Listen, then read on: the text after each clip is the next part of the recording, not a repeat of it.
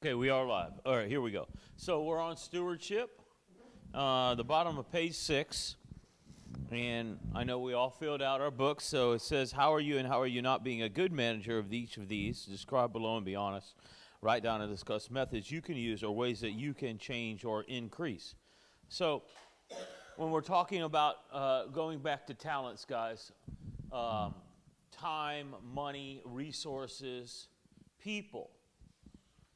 How am I not being a good manager of all of these? Like, tell me, I just want to go around the room real quick. This is just a little bit of review before we jump into the next lesson.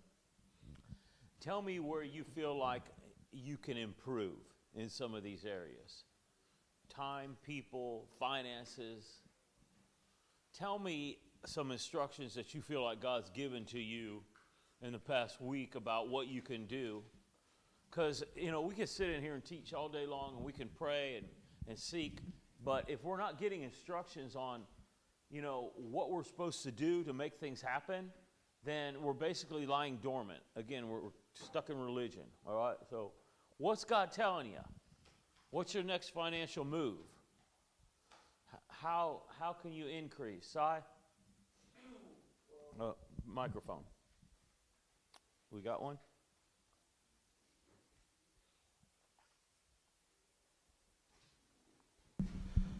Well, one part that when you guys were talking about doing our for our driver's license, and I called the court system and everything and see how much I have to pay. What helped me out was how you taught about doing a budget and saving. And if I'm at least saving about $100 a week, I could have my the fine paid off within 7 months. So writing basically writing a list down is what kind of helped me out.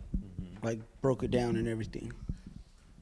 Let me caution y'all with this too. If things look unattainable to you, like, wow, man, I got to pay $12,000 to get my license back, that's when you need to come and talk to me or talk with Pastor Brandon, and let us help you, because there's ways around some of this stuff. And if I see that you're willing, man, I'm going to try to help you whatever way I can too, okay? But, don't let the enemy get in your head where it's like, oh, it's never going to happen. I'm just stuck, blah, blah, blah. Pastor Brandon?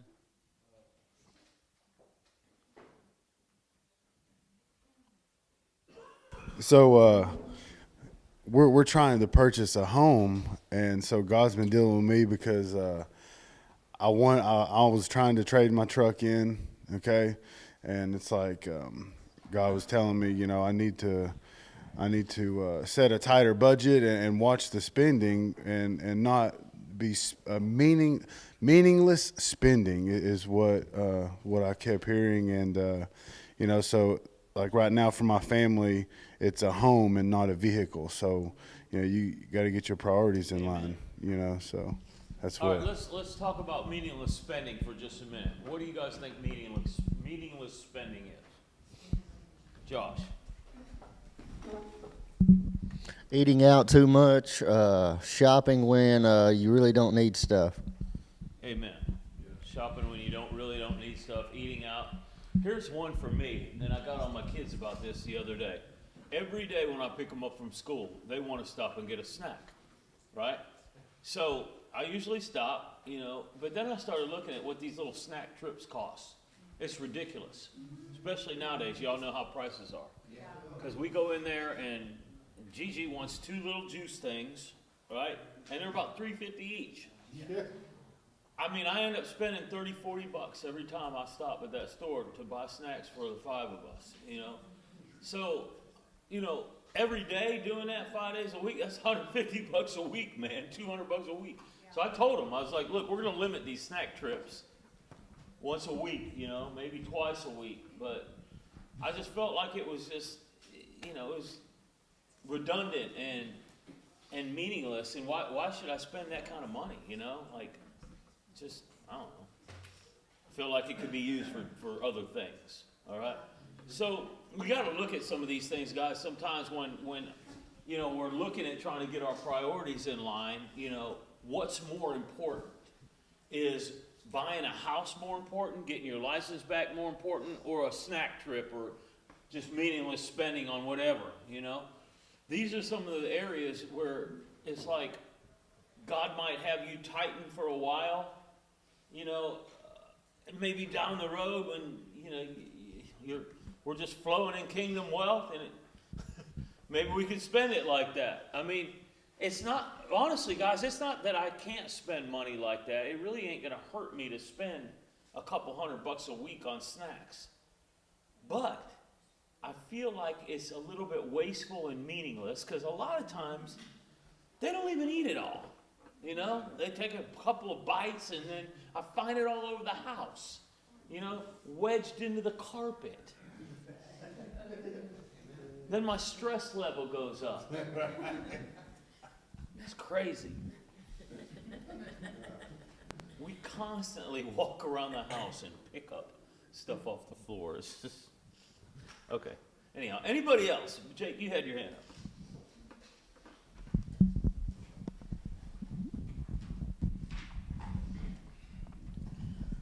up. Well, my dad has recently decided he's going to help me finance a car, which is awesome. So I've had to take it, like, not eating out, buying frozen dinners and having that for dinner time instead of going to spend money. Fast through lunch or maybe eat something here, not spending so much on that because it will wear you out. Yeah. Going to the gym, trying to invest in that, trying not to spend too much money on, like, the protein or the pre-workout or whatever like that, so trying to really manage what I'm doing there. I put everything I get paid into my savings, and what I need for, like, the gas to get down in my stores on the weekends, or I'll, you know, put it in there at that time when I have to add gas into the vehicle, or if I buy dinner for the guys and stuff. So instead of, like, spending it all at one time or having it all accessible at that point, I put it on my savings, and that way more stays in the savings and less in the checking. So for me, this is like, it always is on the forefront of my mind, is like making sure the important things are covered, and then whatever I have left, I mean, then I can spend, you know. However, it gets to a point with me sometimes where I'm like, you know, I really don't need to spend all this, so I'm going to save it. Tiffany? So now that I have my house and my car that I've been wanting, now the Lord has been encouraging me to set a goal, because I had goals that I wanted to buy a house. I wanted this certain vehicle. But now is setting a goal to this certain amount of money every week I'm going to put in this banking account, and I'm not going to touch, because now it's time to start paying off these things instead of just what's required that month to get these things taken care of sooner. Amen. The goal is here, we want to be the lender, not the borrower. Right? Seriously, we want to be the bank. I don't want to have a bunch of stuff financed, man, and it's like, if I got everything financed and this economy does collapse, then the government's going to take everything. However, it'll be a lot more difficult for them to take things that you personally own. Now, if there's just all-out war, if we get invaded or something like that, you know, that's another story. But it will be much more difficult for the government to take what you personally own, you know. Well, we appreciate that, sir. Thank you.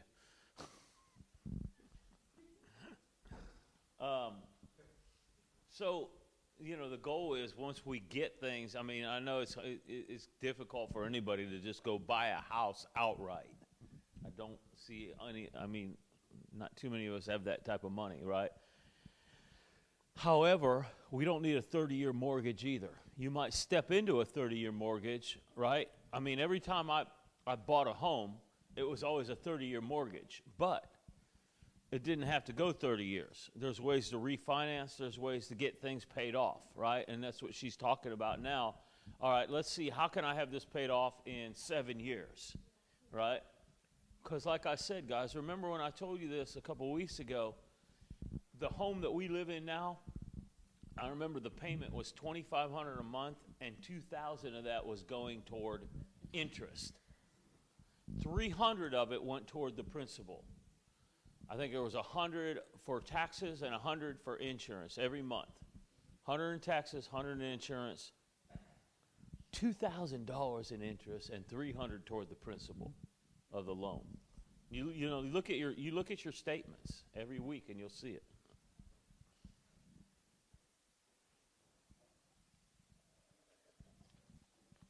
that's something important you just hit on, the principal. Anytime y'all do take out any large loans and you want to pay extra, like me, for instance, I think my car note's about $388. I make $500 a month. That's going to take a 7-year loan or a 6-year loan and knock it down 2 years. Just that extra $100 is what, 3 extra payments a year. But you must tell the lender that you want to apply it towards the principal. Otherwise, you're not going to get anywhere if you're paying on an interest. So you have to make sure that they apply it to the correct place too. Look at your statements, like he said. Yeah.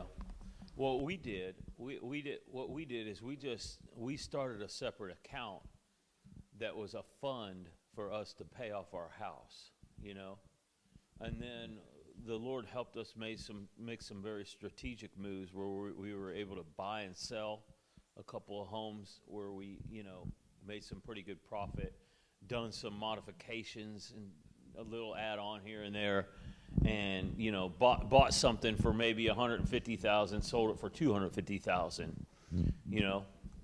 So there's I think the best investments that we can look at around here are property and houses. Now, they're really expensive right now. However, they will sell, you know. So anybody that's ready to buy, I suggest you move on it, you know. And if you feel like you're ready and you're not quite sure about some things, then come and talk to us, all right? Okay. So I'm going to move on now to the next lesson for today, which is, if you go, we're going to go to page 8. Page 8, it says responsibility, all right? And we're going to look at Luke chapter 12, verses 41 through 48.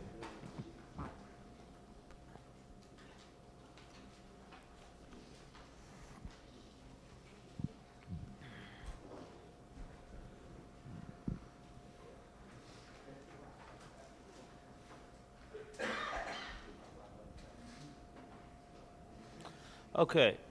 Peter said unto him, Lord, speak thou this parable unto us, or even to all. And the Lord said, Who then is that faithful and wise steward, whom his Lord shall make ruler over his household, to give them their portion of meat in due season? Blessed is that servant, whom his Lord, when he comes, shall find doing so. Of a truth I say unto you, that he will make him ruler over all that he has. Now listen to this. Listen what he says here. Verse 42. Who then is the faithful and wise steward, whom his Lord shall make ruler over his household, to give them their portion of meat in due season? Blessed is that servant, whom his Lord, when he comes, finds doing so. Remember how Jesus always talks about how he'll come like a thief in the night, right? So a lot of times we feel like God's not watching, but he is watching.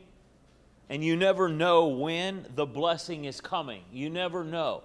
Don't grow weary in well-doing. If you're reaping, or if you're sowing and sowing and sowing into certain things or certain areas, you never know when your season of reaping is going to come. You just keep sowing and sowing and sowing, and God will, He'll cause you to step into that next season at the right time. You never know what God is lining you up for. Remember the life of Joseph. We're going to get into that in the next lesson. I mean, this dude had to be feeling like, man, what am I doing? You know, I keep doing good. I keep doing good. I keep going to prison. I keep getting pushed into a pit. But what is God lining him up for? It was for greatness. It was for worldwide wealth. I mean, it was amazing. You know, so the harder your season of sowing and affliction, the greater you will reap destiny and harvest. All right? So don't grow weary in well-doing. Blessed is that servant whom the Lord, when he comes, shall find so doing. Of a truth I say unto you, he will make him ruler over all that he has. But and if that servant says in his heart, My Lord delays his coming, and he shall begin to beat the men servants and the maidens, and to eat and drink and be drunken, the Lord of that servant will come in a day when he looks not for him, and at an hour when he is not aware. and he will cut him in two and will appoint him his portion with the unbelievers. And that servant will know his Lord's will and prepare. And that servant which knew his Lord's will and did not prepare himself, neither did according to his will, shall be beaten with many stripes. But he that did not know and did commit things worthy of stripes shall be beaten with few stripes. For unto whosoever much is given, of him much will be required. And to whom men have committed much, of him they will ask the more. So, you got to look at your talents, your abilities, your skills, what's been entrusted to your care. Because if there's been a lot entrusted to you, a lot will be required of you, all right? Someone that's born with,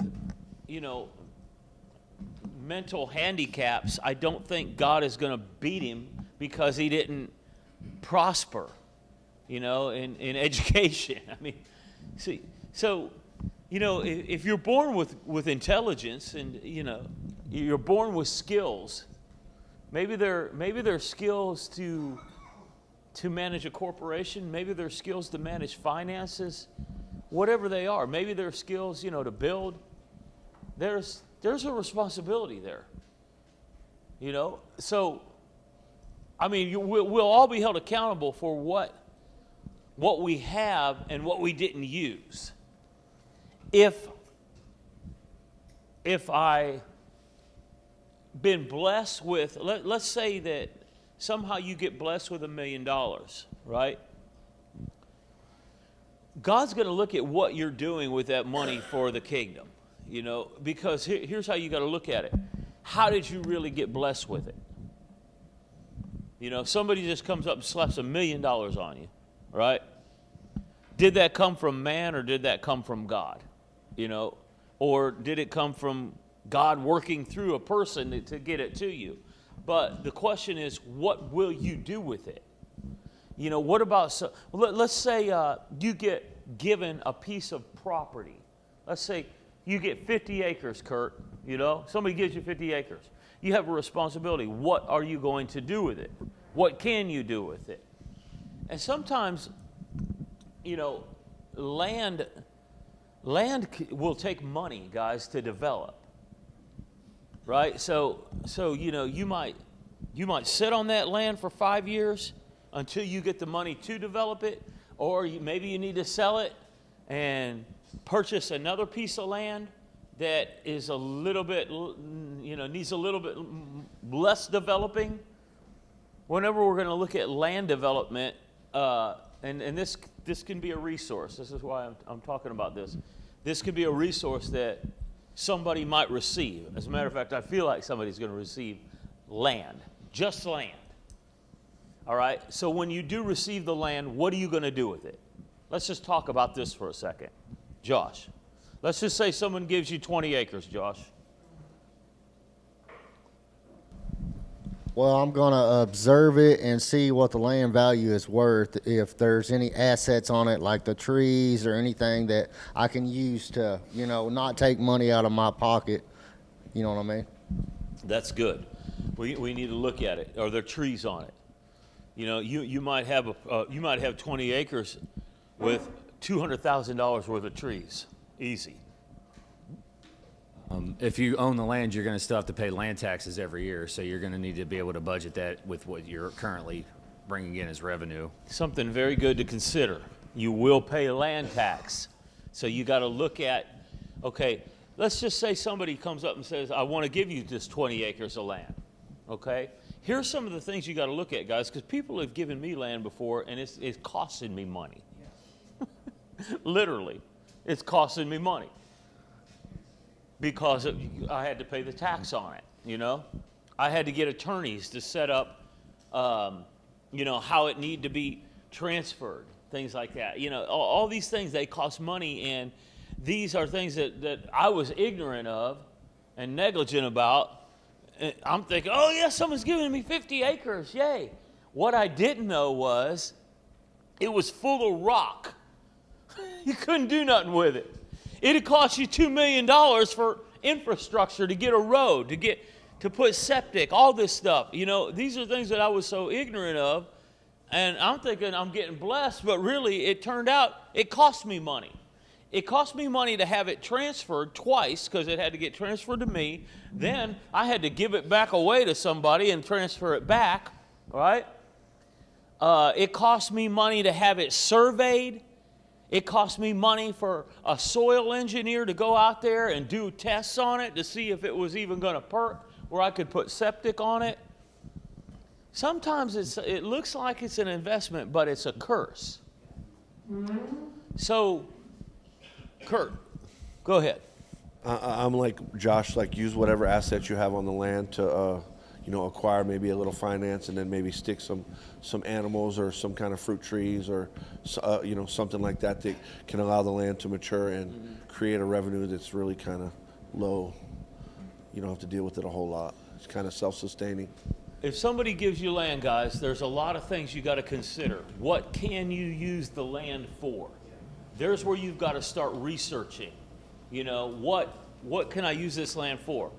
A lot of the land around here is very rocky, you know? So it's really hard to use some of it for anything. Now, if you've got money and you got machinery where you can go in and you can, tear that rock up or dig or whatever, then, you can start building infrastructure. But be careful, Brennan.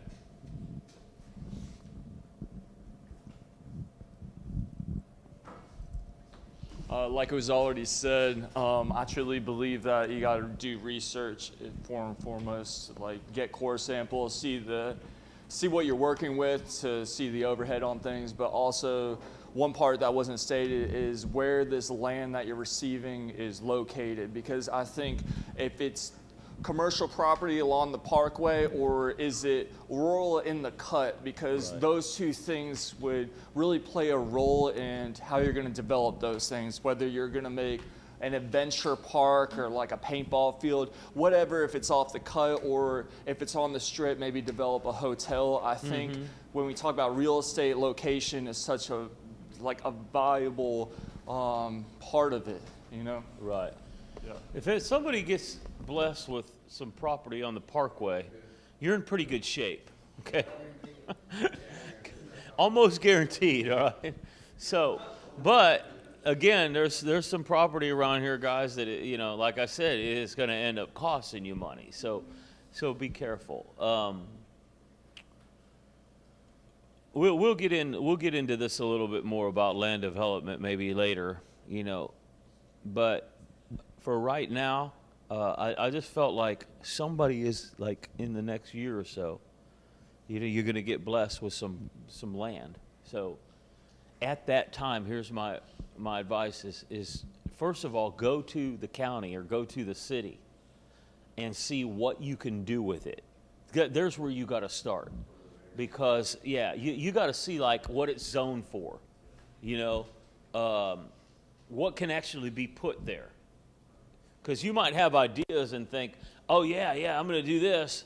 And, you can't even do that on that land, okay?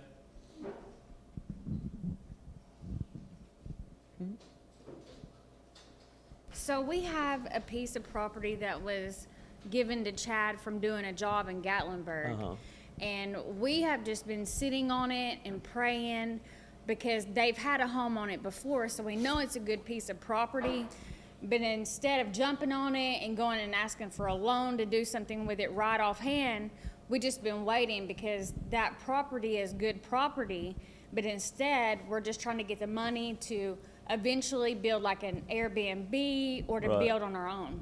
Right. Those are the things that you got to look at. What can you do on it? What's going to be the most profitable thing to do, And I've been, Chad and I have been talking about what he wants to do with that, and there's a lot of options because of the location.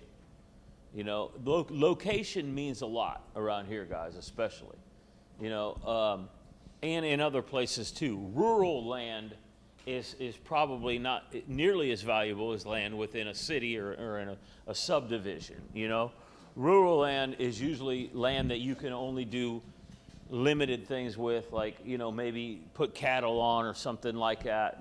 Can you even build on it is questionable.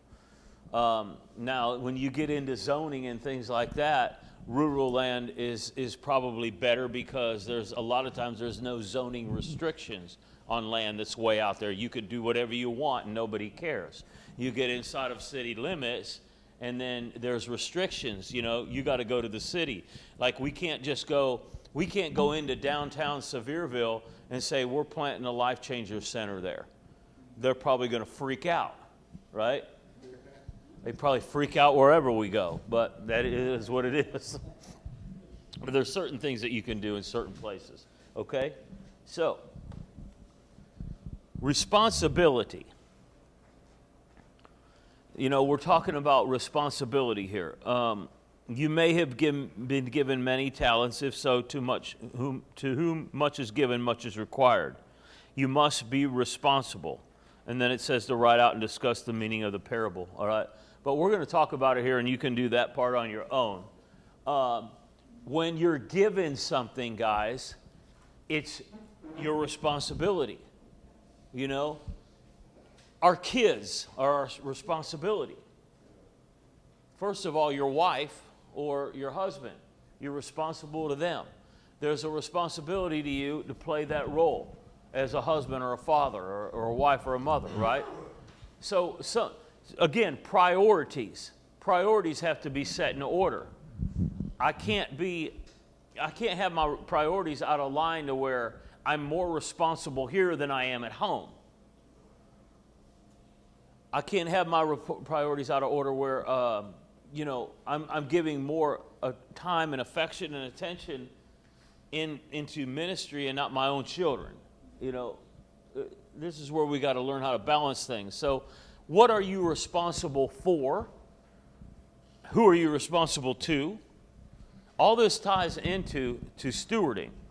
If you aren't responsible, you're not going to be a good manager of anything. Ultimately, we're going to get into what the ultimate responsibility is people management. But when you even take it a step higher, it's stewarding the glory of God. It's stewarding the powers of the world to come. That's where God wants to take us. How do we steward that? Peter walks by people, his shadow falls on them, and they get healed, right? How do you steward that type of power? Can you steward that type of power? If you won't steward your little room right now, we can't even get near what we're talking about. I walked into some of you guys' rooms yesterday, and they need some attention. Keep it real with you, all right? I don't want to walk in, guys, and I'm going to do, I walk through the houses every month or so. I try to walk through every house. Clean your room up, man.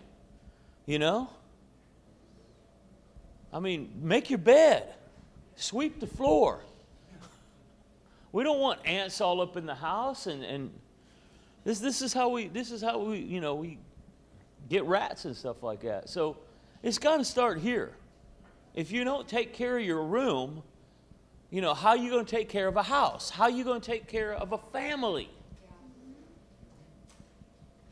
Gosh, y'all are looking at me like, yeah, I can see the looks on your face. You're like, yeah, you're right, but man, I'm just so busy. We all get busy. I get that, but there's certain things. You got to make time for this stuff, man. Ultimately, we're talking about stewarding for God's kingdom, for God's people, Okay, so what am I responsible for? Who am I responsible to? God cannot bless us with things if we're not being responsible with what we have. Amen? What do you have right now? What do you have, Jake?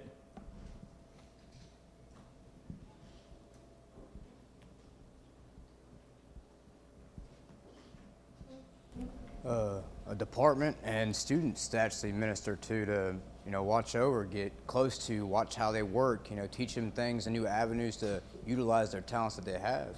You know, not just you using them for calling stores and stuff like that, but actually getting to know them, you know, actually talking to them, you know, spraying some life into them so that way they can overcome their adversity, just like, you know, I had people do the same thing for me when I was a student, you know. So we have a responsibility to the students. You know, you got, and in some ways, some of you have more responsibility to them than I do. I'll tell you why, because some of you live with them. So, you know, I remember that season that I was in when I lived with the students, you know, in the dormitory, or I had a little apartment, and they were like right down the hall from me, you know. So I felt like my responsibility in that season of my life was to be available for them 24/7 if they needed me, you know. Now, there were times when I would tell them, look, don't knock at my door at 2 a.m., you know. However, I would try to be available to them up until 10 or 11 o'clock at night, you know, until lights out, unless it was an emergency or something. But I had a little apartment. It was my first year or two out of the program, and it was like it was a little living room, a little bedroom, a little bathroom, and it was right down at the end of the hall from where the students slept. And so I always tried to keep it neat and clean. I'm not like totally a neat freak or anything like that, but I don't like to live like a pig either, so I would try to keep it pretty decent. And my main objective and responsibility at that time was them, you know, and there's where some of us are. All right, now here's what the parable's talking about. If you're faithful with that, then in the next season you'll be faithful to be over a department or to be over a ministry. If you can't be faithful in this season, you won't be faithful in the next. Here's where some of us are stumbling. We're trying to get to the next season when we haven't been faithful in this season. Our eyes are on the next season. Our eyes are on the next venture or the next position. We want the higher thing, but yet we're here in this season, and God's got us here in this season.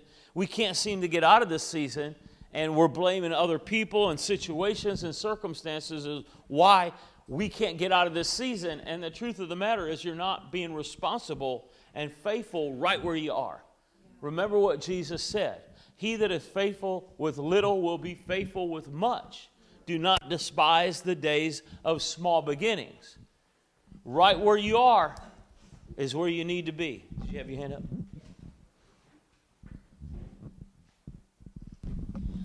So, a couple of years ago, I came from nothing. So I had goals and I had a vision of what my life should look like and what I should have.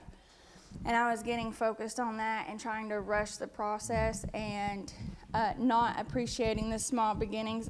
And my husband, thank God for husbands, and he was like, get it together. He said, stop focusing on everything else and be thankful for what you do have.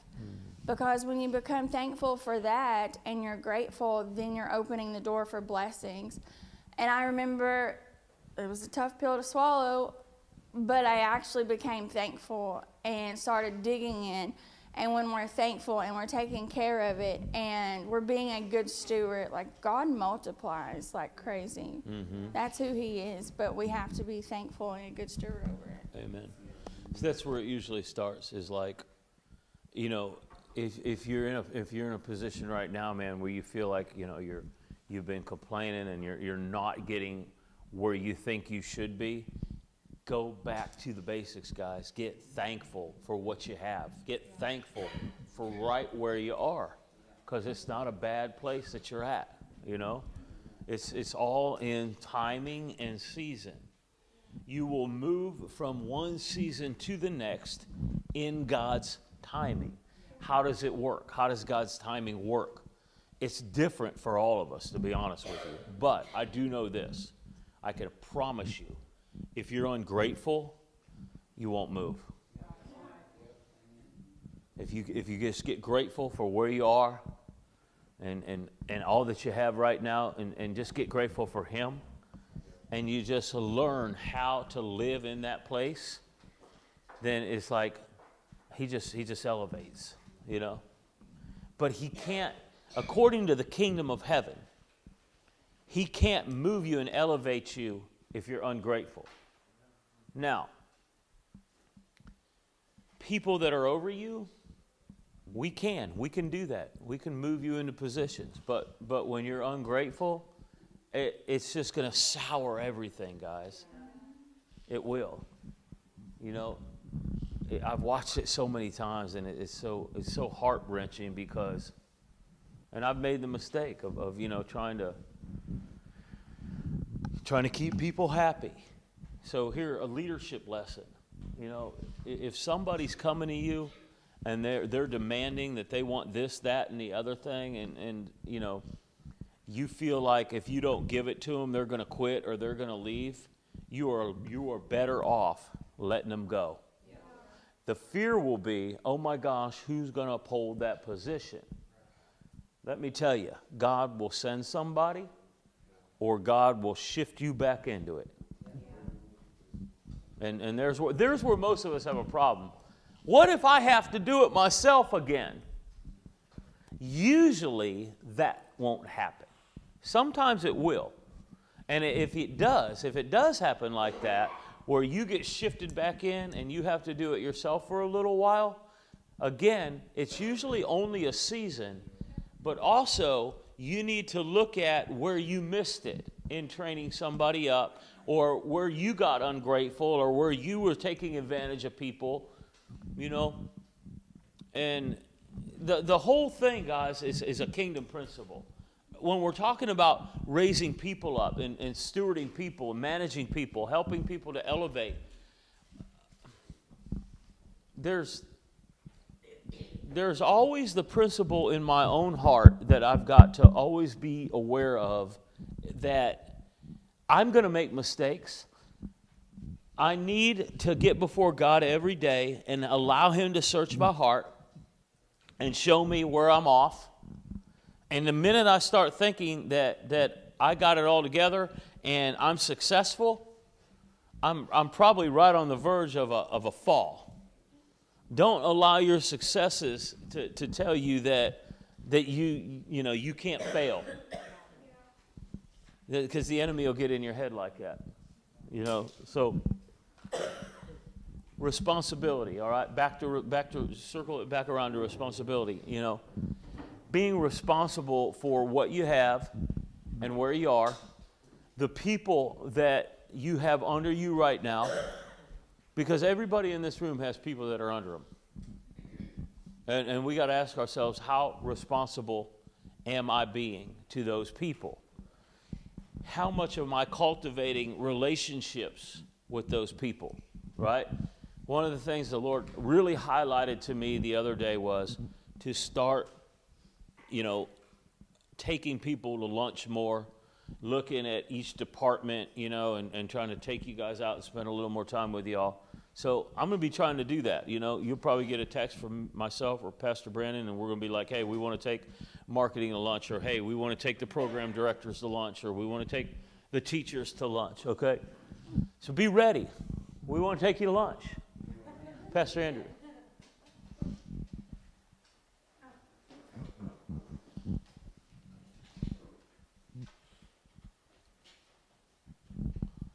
One thing too that I feel like we need to think about too when things don't always go right with some of the people we're managing. We also got to keep in mind too that sometimes you could do everything right, you could spend all the amount of right time with people, and they're still going to make dumb decisions. Mm-hmm. You know what I mean? Mm-hmm. Judas had the best teacher, best spiritual father, best minister on the planet that ever existed, and he still made dumb decisions. That's right. And so, you know, sometimes you want to factor that stuff in. Otherwise, you'll spend a whole bunch of time beating yourself up, thinking, what could I have done differently? Right. Which sometimes there is stuff you can do differently, but not always. It's not going to always matter. Yeah. You got to compensate for that, because, like,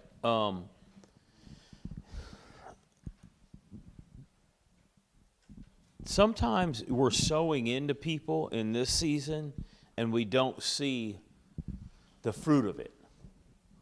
The fruit you might not ever see, or it might be 5 or 10 years down the road. So it's our responsibility to just sow into people. I think a lot of times when we don't see the fruit or we don't see the results, then we start beating ourselves up and questioning ourselves and, what did I do wrong, blah, blah, blah. You may or may not have done something wrong. Like I said, I always have the Lord search and analyze my heart of, how I'm stewarding people and how I'm managing this thing. And usually he'll show me things, but sometimes he'll say, just sit and wait and watch. I'm like, where did I go wrong with this person? How did this happen? And it's not that you went wrong. It's just sometimes the seed that you're sowing, it's not sinking in just yet for some people, but that don't mean that it won't in a few years. We'll see it all when we get to eternity. So don't get discouraged. We just keep on doing what we're doing. Amen. Okay.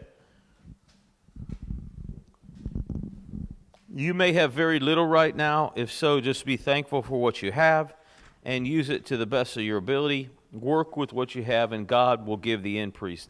Do not despise the days of small beginnings. Look at Zechariah 4:8 through 10. Zechariah 4:8 through 10 is where he quotes that, I believe.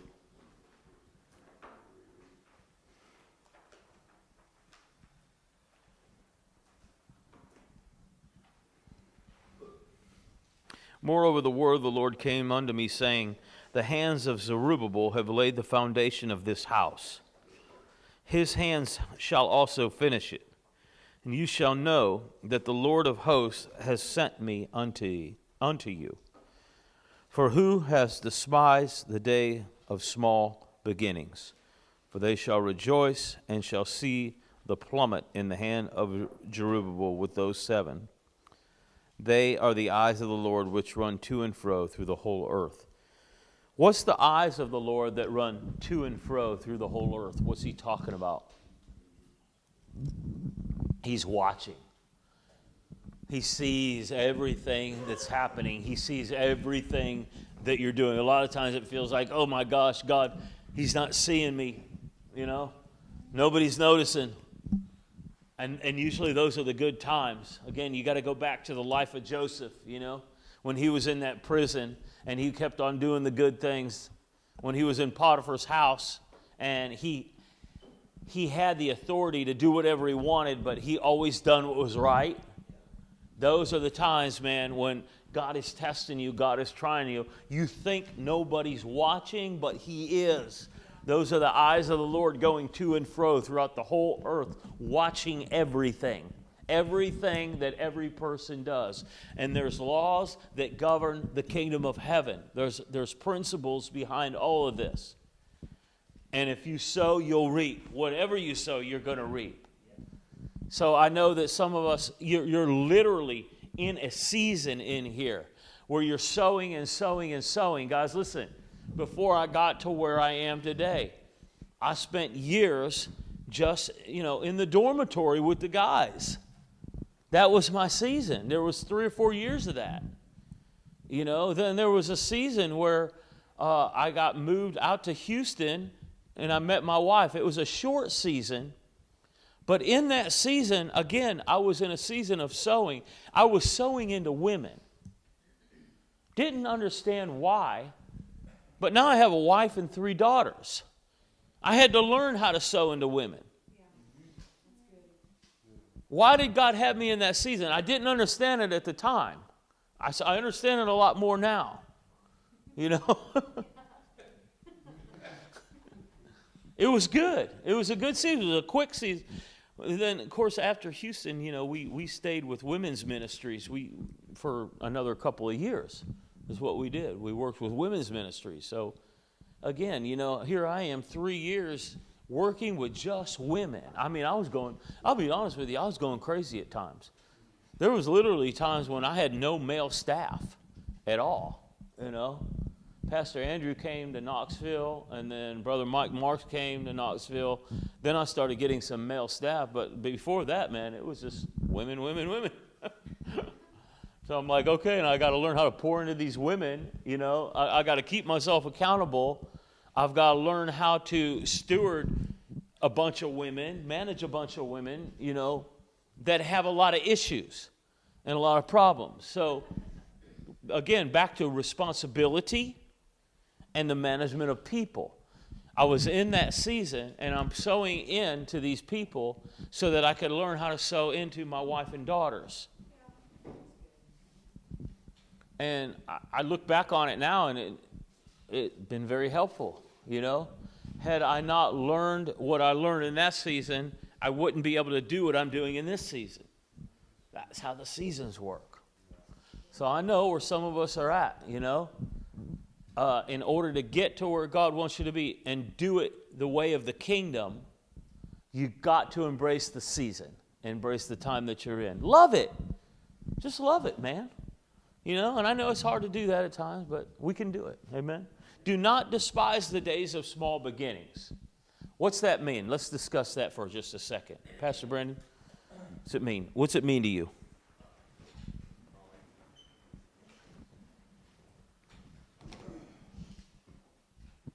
Despise the days of small beginnings. Don't get discouraged. You know, when you're looking around like Pastor Mindy was talking about, you're looking around at what everybody else has, you know, and you're wanting to be there. You can't get discouraged in that moment. Like, you have to result back to, you know, stewardship and what God's gave you in that time. You got to be grateful and thankful for what you do have, and then God will bring the increase. But you can't get discouraged. Always stay focused on where you are and not where you want to go or want to be. But at the same time, don't get stuck where you are. How do you do that?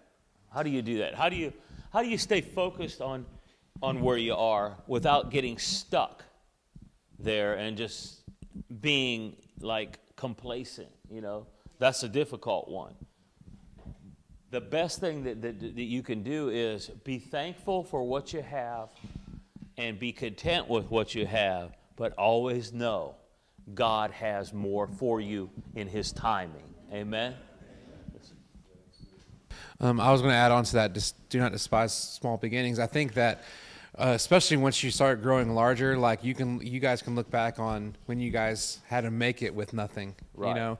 And just because now that you have the ability to purchase something or to get something or do something does not mean you need to just go and do it, you know? And I think that that's remembering the small beginnings. Like, okay, just because I have this as a tool doesn't mean I have to go and frivolously buy that just because I can. You know, remembering to make things work with what you have. That's what I think that we forget to do too, is like remembering when we didn't have all the tools in our tool shed, you know, and you made it work. Right. Like, just because now that you have the money, you don't need to go buy $200 worth of more tools. You can make it work with what you have. Yeah. I remember we made this ministry work, guys, when we hardly had any money in the bank. We just made it work. We stopped spending.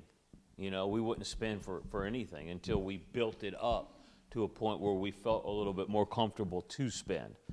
You know, now it's like we spend a little bit too much. I'm about to reel people in around here. I'm looking at some of the reports this week. Just spend on whatever. All right, well, we need to reel some of that in, okay? I'm looking at people's credit cards, and it's like there's unauthorized spending. Hear me ministry-wide right now. Unauthorized spending needs to stop, okay? I need a text when you spend money. And the reason being is because there's way too many people with credit cards and access to bank accounts. If I don't keep accountable and keep watch on that, I'm not being a good steward of what God is entrusting to my care. So I've got to keep everybody accountable. I know that sometimes you feel like I'm being a jerk. I'm not trying to be. I'm just trying to do what I know God has called me to do. And in doing that, you have to make sure that everybody is being accountable for what they have and not spending crazy. I mean, in order to fulfill the mission and the vision, it's going to take people being accountable and people, you know, spending wisely, managing people the right way. I hate to hear it when, you know, we get reports that, you know, people aren't being dealt with correctly, you know, or people are being talked to crazy. Don't talk to people crazy. I mean, that's very rare that I'll talk to you all crazy. If I do talk to you crazy, I usually apologize to you within about 10 or 15 minutes, or, you know, however long it takes me to process. It takes a little bit longer for some of you. Don't be ashamed to go to somebody and apologize to them. Just because they're under you doesn't mean that you don't need to apologize to them. You're going to make mistakes with them. You're going to get frustrated and aggravated with them. But the good part is you go to them and you apologize to them and you be sincere about it, and 99 times out of 100, guys, it's going to go a lot further than you acting like, you know, I'm large and in charge, you know. All right. Do not despise the days of small beginnings. Who else had their hand up on that? Jake?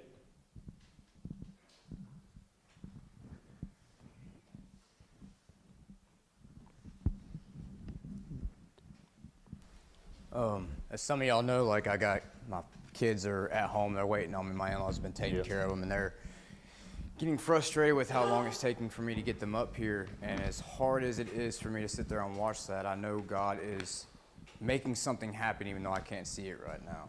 And for those who do have families and stuff like that, they're waiting on you as well. I promise you, He's making a way. He always will. Mm-hmm. You never know what God is working and orchestrating behind the scenes. All right? Remember Joseph's life. All that time locked up and in prison. And he don't see anything that's about to happen. But God's orchestrating something in the spirit, and then in 1 hour, boom, from the pit to the palace. Whew, that's good. Love that story. I think, like, don't despise the days of small beginnings. It's just constantly keeping in your mind, like, no matter what season you're in right now, it's preparing you for a next step and a next season. And, like, it's not in vain. Whatever you're going through in the moment is not in vain. But sometimes what feels like a setback is actually a setup.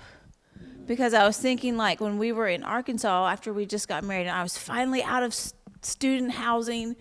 We moved in, you know, we got married, we moved in together, and we had that 5 months in that apartment with just me and you. It was glorious. About 6 months. Yeah.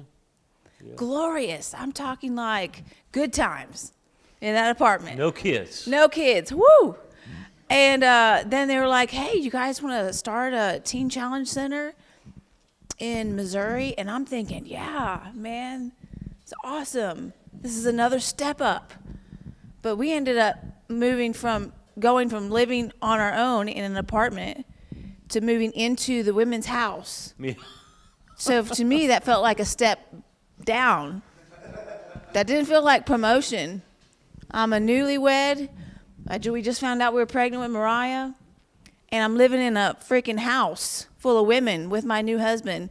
And every time he went out in the morning, because it was a bedroom, we had a bedroom and a bathroom. He would go out to get his coffee in the morning. I'd hear, "Good morning, Pastor Mark." I was like, I'm going to kill one of these women.